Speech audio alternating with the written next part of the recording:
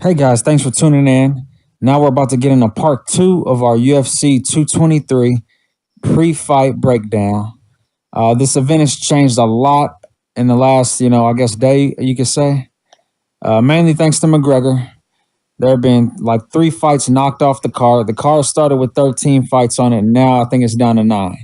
This is insane. So they got Laquinta to jump in at the last minute and replace Max Holloway, who was declared, I guess, he was not medically cleared to fight. I mean, I guess that's what happens when you take a fight on 6 days' notice. All right, first I'm going to give you a little bit of background on Raging Al Laquinta.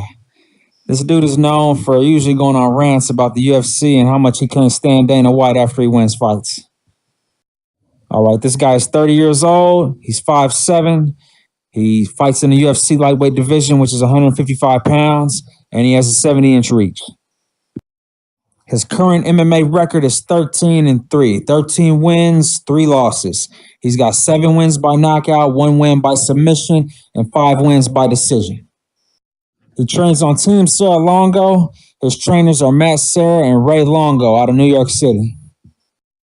This guy has won 4 of his last 5 fights by knockout. I mean, I'm talking about like sleeping dudes, like hitting them and they go limp, like they're doing a stanky leg across the cage. All right, this guy is one of the smaller lightweights in the division. He's very short, stocky. He's got a lot of knockout power. Don't underestimate it. He throws a lot of big, nasty hooks. He's got a good right cross and a good left hook. That's actually what he knocked out Joe Lozon and Diego Sanchez with. He caught those dudes with some nasty shots. He also KO'd Ross Pearson. He's got some very good quality wins over high-level competition. He's got a pretty decent wrestling game. He's pretty well-rounded. He's very good from the top position. If he can get on top of you and land some hammer fists and some good shots, that's not where you want to be at with this guy. Now it's time to talk about his opponent, the Eagle, Khabib Nurmagomedov, undefeated Dagestanian fighter coming out of Russia. This guy is 29 years old. He's 5'10", weighs in at 155 pounds, competes in the UFC Lightweight division, and he has a 70-inch reach.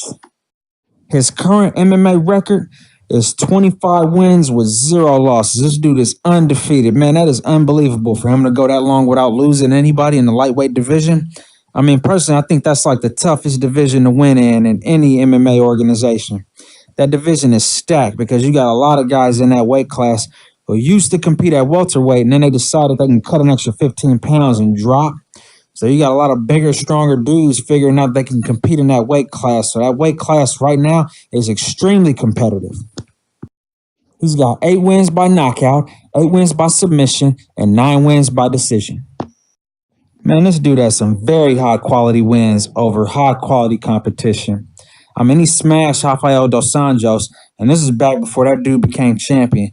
He also smashed Edson Barbosa, and that was like his most recent win. I mean, he does the same thing to everybody he gets in there with. It's not different. He goes in there and does basic stuff.